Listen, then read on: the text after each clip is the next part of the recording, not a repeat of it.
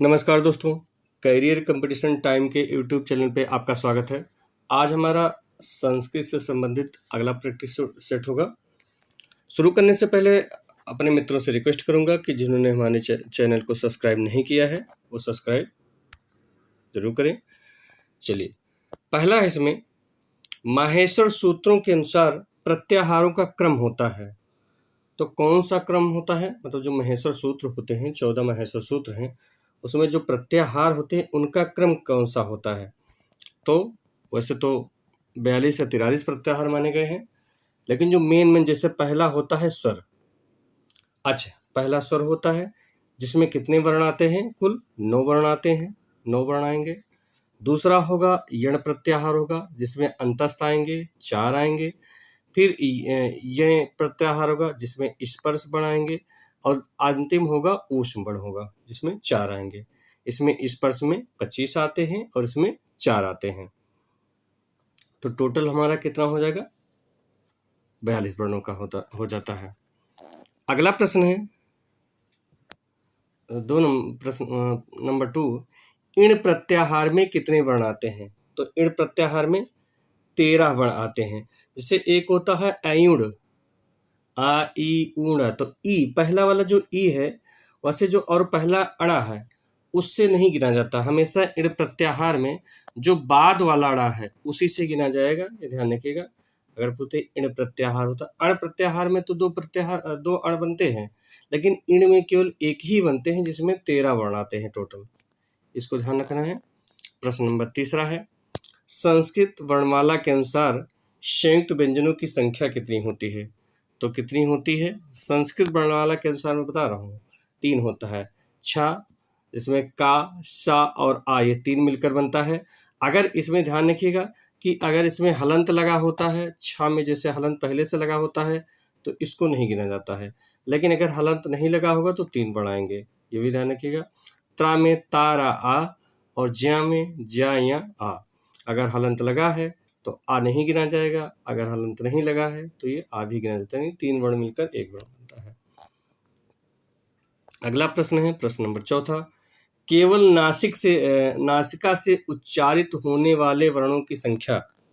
तो केवल अगर नासिका से देखा जाए तो एक ही होता है, वो अनुसार। और जैसे होता है अनुनासिक वर्ण, जैसे पंचम वर्ण होता है तो वो नासिका से भी होता है, लेकिन उसका उच्चारण स्थान और मतलब 2 होते हैं। जैसे अकुह विसर्जनीयाम कंठा, तो आ का जो मतलब 5वां अक्षर है उसका कंठ भी है और नासिक भी है। लेकिन केवल अगर नासिका से पूछा जाए तो केवल एक ही है अनुसार। अनुसार का उच्चारण स्थान केवल नासिका से ही होता है। अगला प्रश्न है प्रश्न नंबर 5, रामगिरी पर्वत से आगे बढ़ने पर मेघ को पहली नदी पड़ती है। तो कौन सी नदी? मेघदूत मतलब साहित्य से हो गया। तो रामगिरी पर्वत से आगे बढ़ने पर मेघदूत को पहली नदी जो पड़ती है रेवा नदी पड़ती है और इसी का नाम नर्मदा है। अगला है तस्यातिक्ते वनगज मदे वासितम वांत वृष्टि जम्बू कुंज प्रतिहरत हतरस। किस नदी का बोध है? तो इसमें रेवा नदी का है, और रेवा नदी को ही कौन सी नदी कहते हैं? नर्मदा नदी कहते हैं। ऊपर भी इसका प्रश्न आया हुआ है। अगला, मेघदूत के अनुसार किस नदी के जल को तीखा बताया गया है? मतलब जो नदी का जल है, अलग अलग नदी का अलग अलग स्वाद बताया गया है।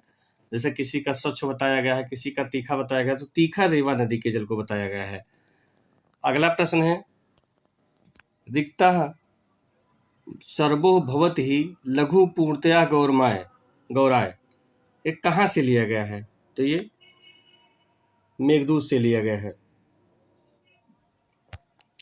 अगला है, ये भी सूक्ति है काफी इंपॉर्टेंट, हितम मनोहार चा दुर्लभम वचा। सूक्ति ली गई है, तो कहां से ली गई है? किरातार्जुनीयम से। अगला, चार चक्षुषा में कौन सा समास है? तो ये बहुब्री समास है। चार चक्षुषा, 4 चक्षुष यानी 4 नेत्रों वाला। अगला प्रश्न है 11वां नंबर, सा किन सखा साधु न शास्त्र यो अधिपम हितान या संस्कृते शाह किम प्रभु। वो कौन सा सखा है जो सज्जनों की बात नहीं सुनता, और वो कौन सा सज्जन है, मतलब कौन सा सज्जन है जो अपने राजा का बात नहीं सुनता, यानी मंत्री कौन सा है जो अपने राजा का बात नहीं सुनता। तो हितान में जो है इसका अर्थ होगा, और हितान में किस सूत्र से पंचमी विभक्ति हुई है, तो यहाँ पे आख्यातो उपयोगे से, क्योंकि एक बार है कि वो कौन सा सखा है जो सखा का साधु सज्जनों का बात नहीं सुनता, और उसके बाद हितान या संस्कृते साकित, वो कौन सा हितकारी या मंत्री है जो अपने प्रभु की बात नहीं सुनता। तो एक होने के बाद दोबारा हुआ है, तो इसलिए ये आख्यातो उपयोगे से होगा। अगला प्रश्न है प्रश्न नंबर 12वां, किन सखा में कौन सा समास है, तो ये कर्मधारय समास है। अगला प्रश्न है प्रश्न नंबर 13, मल्लीनाथ के अनुसार किन सखा का अर्थ है, तो दुर्मंत्री। जो मल्लीनाथ ने घंटा पर टीका लिखा है किरातार्जुनीय पर, तो जो टीका का मतलब उन्होंने जो बताया है कि किन सखा क्या अर्थ क्या है, यहाँ पर किन सखा क्या अर्थ है, कौन सा मित्र है, और यहाँ पे इनका है कि दुर्मंत्री, इनका अर्थ है जो। अगला प्रश्न है 14, निगूढ़ तत्वम नैवर्तम विदुषाम। नैवर्तम का क्या अर्थ होगा यहाँ पर, तो यहाँ नैवर्तम का नीत मार्ग या नीत पथ, निधन आज प्रत्यय लग के नीत पथ बनता है। प्रश्न नंबर 15वां है, विशंखमानो भवतः पराभवम निपास्थानो अपि वनाधिवासिनः। इसमें निपास्थानो अपि का अर्थ क्या होगा, क्या होगा, निप स्थान अपि, निपस स्थानम माने निपासनम, षष्ठी तत्पुरुष होगा, निपासनम धन स्था, धन का एक कर्ता अर्थ में होगा, और अपि शब्द का प्रयोग यहाँ पे जो हुआ है वो निंदा अर्थ में हुआ है। ये ध्यान रखिएगा कि निपासन तो है ही, लेकिन जो अपि शब्द का प्रयोग हुआ है, निपा मतलब राज्य गद्दी पर बैठा हुआ बल्कि कहा जाए, तो जो अपि का अर्थ हुआ है वो निंदा अर्थ में किया गया है। अगला है, क्रुद्धो ईर्ष्यानाम यम प्रतिकोपा, कौन सा सूत्र है, तो ये अगर ये सूत्र ही देखा जाए कि क्रुद्ध दो ईर्ष्यानाम यम प्रतिकोपा, तो ये संज्ञा सूत्र है, और यहाँ पर संप्रदान संज्ञा हुआ है। उपसर्ग पूर्वक क्रोध तथा द्रोह हो, तो जिसके प्रति क्रोध या द्रोह किया जाए उसमें कौन सी संज्ञा होती है, तो उसकी कर्म संज्ञा होती है। अब ध्यान रखिएगा कि जिसके प्रति क्रोध किया जाता है उसमें कौन सी विभक्ति होती है, चतुर्थी विभक्ति होती है। लेकिन यहाँ कह रहे हैं कि अगर क्रोध या द्रोह से पहले उपसर्ग लगा हो तो उसमें कौन सी विभक्ति होगी, तो द्वितीय विभक्ति, माने कर्म संज्ञा और कर्म संज्ञा होके कर्मठ द्वितीय से द्वितीय विभक्ति हो जाएगी। अगला प्रश्न है प्रश्न नंबर 18, प्रति और आंग उपसर्ग हो और श्रु धातु हो तो संप्रदान संज्ञा होगी, कौन सी संप्रदान संज्ञा होगी, तो किसमें होगी, पहले वाले कर्ता में होगी। ध्यान रखिएगा कि दो होता है यहाँ पर, तो उसमें कौन सा ऐसा होगा किसमें संप्रदान संज्ञा होगी, तो पहले वाले कर्ता में होगी। अगला है प्रश्न नंबर 19, परिकरणे संप्रदान अंतरस्याम, ये पहला नंबर तो कौन सा सूत्र है, तो ये संज्ञा सूत्र है। संप्रदान संज्ञा करता है तो कैसे, तो ये विकल्प से करता है, पक्ष में तृतीया और विकल्प में चतुर्थी। जिसे सतेन वह प्रकृति और सताए वह सताए प्रकृति, मतलब 100 रुपये में खरीदा, 100 रुपये के द्वारा खरीदा गया और 100 रुपये में खरीदा गया, तो इसलिए ये विकल्प से हुआ। पहले में क्या बना, तृतीया बना, और बाद में वाले में क्या, दूसरा क्या बना, संप्रदान चतुर्थी बना, तो ये विकल्प से होता है। अगला प्रश्न है, किस धातु से में तुमुन प्रत्यय जोड़ने में यदि भाववाचक शब्द प्रकट करता है तो उसी धातु से बनी हुई भाववाचक संज्ञा का प्रयोग करने में कौन सी विभक्ति होगी, तो उसमें चतुर्थी विभक्ति होगी। यागाय याद से, जैसे यज्ञ धातु से करने के लिए चतुर्थी विभक्ति होगी। अगला है प्रश्न नंबर 21, माँ का दूध छोड़ने के बाद लौह कुश को वाल्मीकि जी के आश्रम में या वाल्मीकि जी को किसने सौंपा? ये उत्तरामचरितम से है, तो माँ गंगा जी ने सौंपा था। अगला प्रश्न है, ईदृशानाम विपाको अपजायते परमात् अद्भुतः, ऐसे व्यक्तियों की दुरावस्था भी अत्यंत आश्चर्यजनक होता है। ये किसने कहा है? उत्तरामचरितम का अंक है, तो ये मुरला ने कहा है। अगला प्रश्न है, द्वारक द्वयम का क्या अर्थ होता है?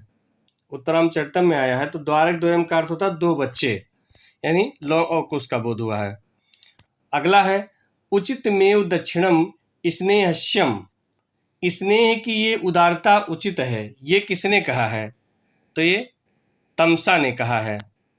अगला प्रश्न है, राम के पंचवटी में आगमन की सूचना माता भगवती भागीरथी गंगा को किससे मिलती है? मतलब जो भागीरथी थी उनको राम का जो पंचवटी में आएंगे ऐसी सूचना कहाँ से मिलती? तो सरयू के द्वारा मिलती है। अगला प्रश्न है, भागीरथी ने किसे अपने संदेहवाहक बनाया था? तो तमसा को बनाया था।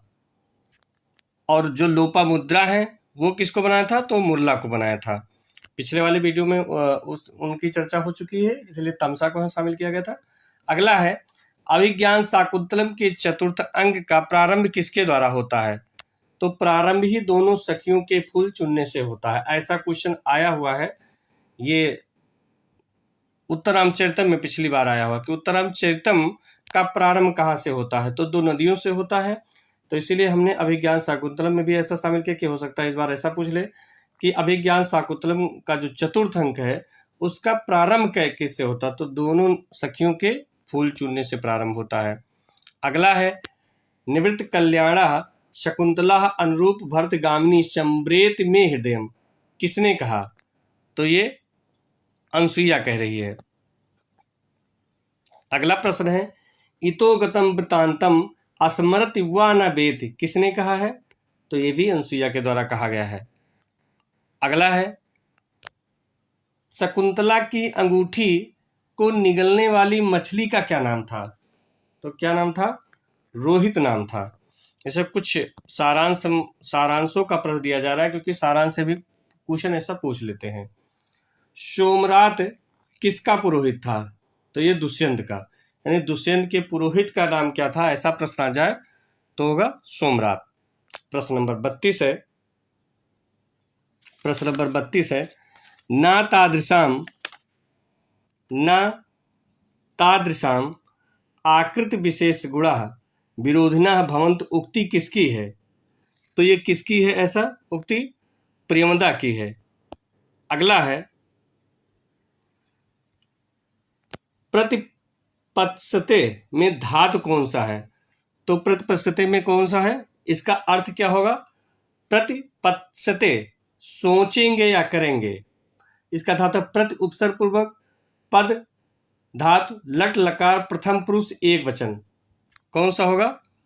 प्रतिपत्सते, सोचेंगे करेंगे, लिट लकार होगा, लिट लकार, यहाँ पे लिट लकार प्रथम पुरुष एक वचन।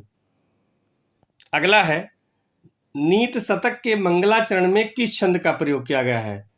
तो ये अनुष्टुप छंद का प्रयोग किया गया है। अगला है, नीत शतक के अनुसार बुद्धिमान लोग किससे ग्रस्त होते हैं? तो ईर्ष्या से। अगला है, प्रश्न नंबर 36, नीत शतक के अनुसार सुखतरम आराधते क्या? तो ये विशेषज्ञ। सुखपूर्वक आराधते तो अज्ञा होगा, लेकिन सुख तरम, अगर तरप पत्रे लग जाए तो कौन सा होगा? विशेषज्ञ होगा। किरात महाकाव्य कसमन सर्गे शिव स्तुति भारवी कृतवान, मतलब भारवी के जो किरातार्जुनियम है उसमें 18 सर्ग है, तो उसमें कौन से सर्ग में शिव की स्तुति की गई है? तो ये अष्टादश सर्ग में, मतलब 18वें सर्ग में। अगला है, बृहत कथा में किरातार्जुनियम संस्कृत को शब्दावतार नाम किसने दिया है? तो दुर्विनीत ने दिया है। दुर्विनीत के अनुसार किरातार्जुनियम को संस्कृत नाम शब्दावतार है। अगला, प्रश्न नंबर 39, किराता अर्जुनीय में किस सर्ग पर दुर्बिनी द्वारा टीका लिखा गया है? तो ये 15वें सर्ग पर टीका लिखा गया है। काफी इंपॉर्टेंट प्रश्न है, ऐसा ऐसा आ रहा है। शब्दार्थ दीपिका टीकाकर्ता कौन है? तो ये चित्रभानु है। तब जो किराता अर्जुनीय पे टीका लिखा गया है शब्दार्थ दीपिका, तो उसके रचना का मतलब उसको किसने लिखा है? तो चित्रभानु द्वारा लिखा गया है। अगला प्रश्न है, भारवी और कालिदास जी को अपने तुल्य किस कवि ने बताया है? तो रवि कीर्ति ने बताया है। तो रवि कीर्ति महाकवि कालिदास और भारवी जी को अपने तुल्य बताया है। भारव के पिता का नाम क्या था? तो भारव जो थे इनके पिता का नाम क्या था? तो श्रीधर था। भारव के पिता का नाम श्रीधर था। अब यहाँ पिता पुत्र का देखा जाए तो यहाँ चारों आप याद कर सकते हैं, क्योंकि ये भारव गलत है। भारव के पिता का नाम क्या था? श्रीधर था। अब श्रीधर के पुत्र का नाम भारव था। भारव के पुत्र का नाम देखा जाए तो मनोरथ था। मनोरथ के पुत्र का नाम क्या था? वीरदत्त था। और वीरदत्त के पुत्र का नाम दंडी था। तो ये आप ऐसा चारों याद कर सकते हैं।